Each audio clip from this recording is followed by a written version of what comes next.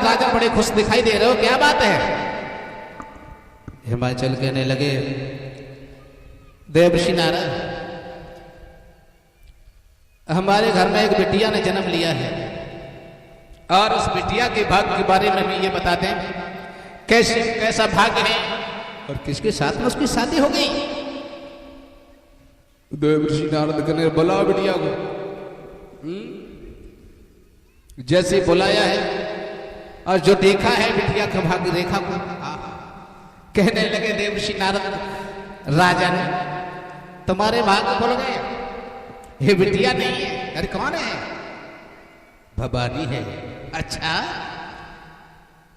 उस समय नारद जी बोले, कि नारद बोले गिरिराज भक्त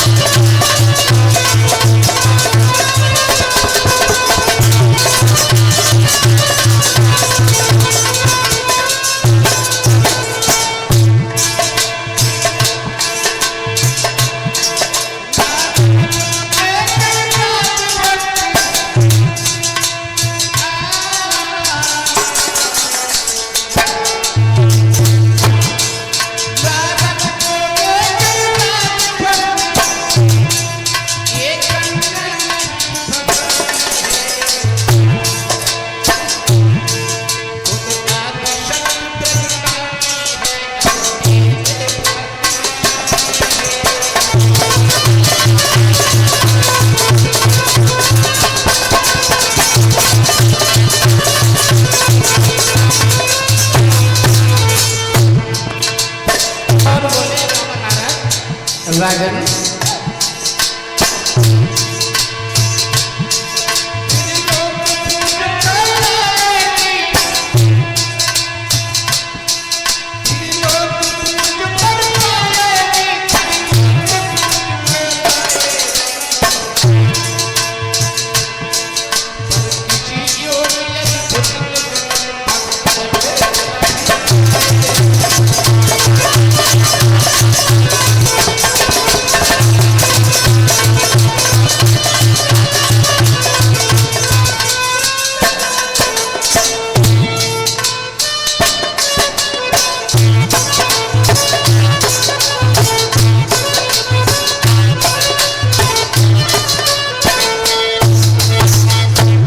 जवाब दिया, तुम्हारी बेटी की शादी भगवान भूतनाथ के साथ होगी, भोले बाबा के।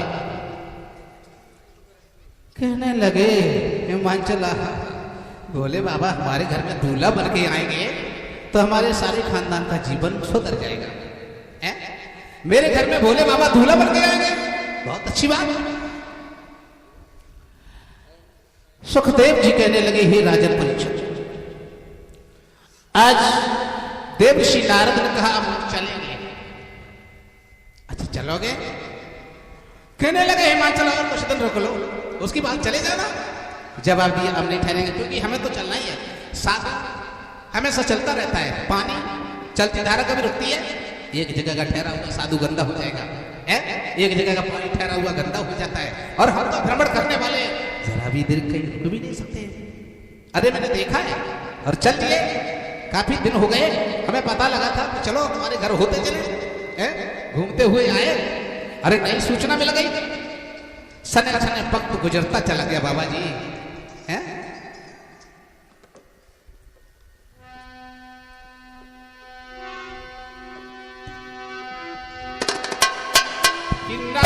वहां से और चले गए मुनीता पत्थर।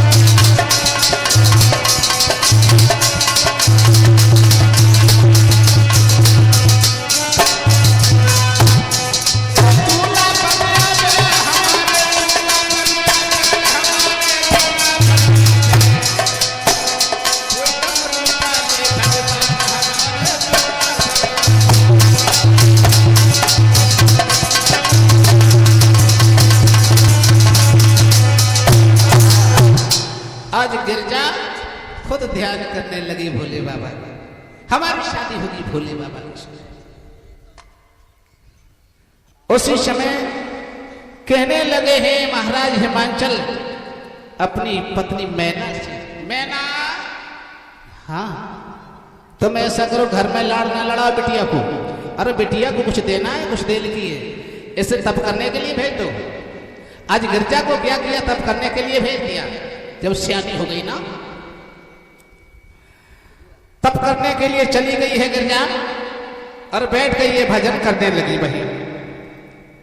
और सच कहा था ममता तक भद्रे काम करो, बेकांत विवाद बढ़ाओ ना, जो कुशल सुता की चाहते हो तो घर में लड़ लड़ाओ ना, अरे घर से भेजो बाहर, अरे भाग्य भर से रहो। कुछ दिन के लिए गिरजा को तपस्विक बना दिया। आज गिरजा तपस्वी बन गई। भगवत प्रेमियों, अब गिरजा भजन कर रही है और इधर श्रोता बंधुओं सप्तऋषि चले वहां से, ला गिरजा के पास चले, देखे चल के क्या करती है।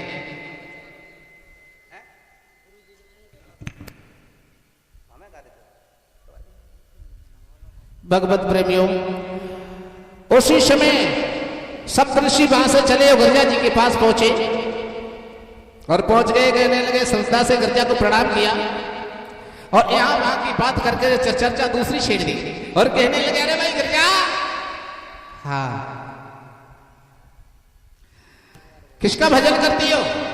जवाब दिया भजन भोले बाबा का भजन करती हूं मैं, भोले बाबा का।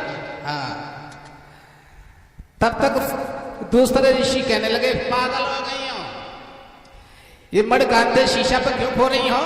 अरे किस बिना मतलब है तुम भोले बाबा के साथ उसका उनका भजन कर रही हो, मतलब का इसका मुझे मतलब समझाइए। गिरजा हंस करके कहने लगी अरे तुम्हें मालूम नहीं है, तुम तो बिना मतलब की ऐसी बातें करते हो। और ये तो जानते हो मन मस्त हुआ है, जब मन रमेश में मस्त हुआ तो फिर सुरेश पे क्यों डोले? और एक भी एक जोड़ अंगूठा है, वे भी भोले तो मैं भी भोले। अरे मुझे भोले बाबा से मतलब दुनियादारी से नहीं मतलब है, मैं उन्हीं का भजन करता हूं। सप्तऋषि कहने लगे पागल हो गई, ये शरीर को सोखा देगी, जंगल में बैठे बैठे, इसकी उम्र भी ज्यादा नहीं है, अरे इसे समझाओ। भगवत प्रेमियों, सप्तऋषि वहां से चल देते हैं, दोबारा फिर वहां घूम करके आए और कहने लगे गिरजा बेटी क्या करती हूं?